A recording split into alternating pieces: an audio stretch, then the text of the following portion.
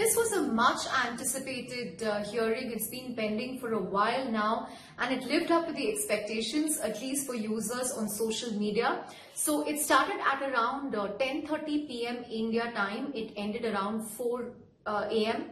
5.5 hours of grilling the four most powerful internet and tech CEOs in the world. So Sundar Pichai, Jeff Bezos, Tim Cook and Mark Zuckerberg joined in virtually. There were over 200 questions asked together to all of them. The person who got the maximum number of questions was Mark Zuckerberg, followed by Sundar Pichai and Jeff Bezos. The person who got the least number of questions was Apple's Tim Cook.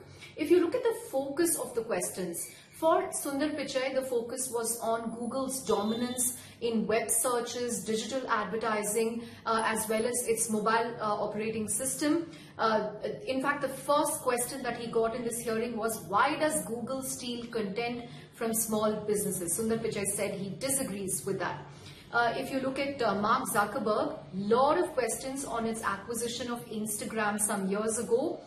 They shared documents that showed Zuckerberg wanted to acquire this company because they were a competitor, and also a lot of questions on why Zuckerberg and Facebook clone and kill rivals, and here Instagram and Snapchat were mentioned in particular. Zuckerberg says he disagrees with that characterization that they never knew that Instagram would scale to the level that it has today.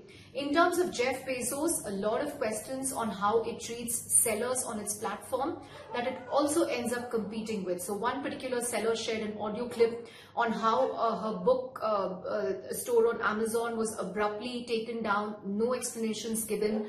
It was interestingly the first time ever that Bezos has testified before Congress. So on a lot of questions he said, I'm not aware of this, I'm going to get back to you.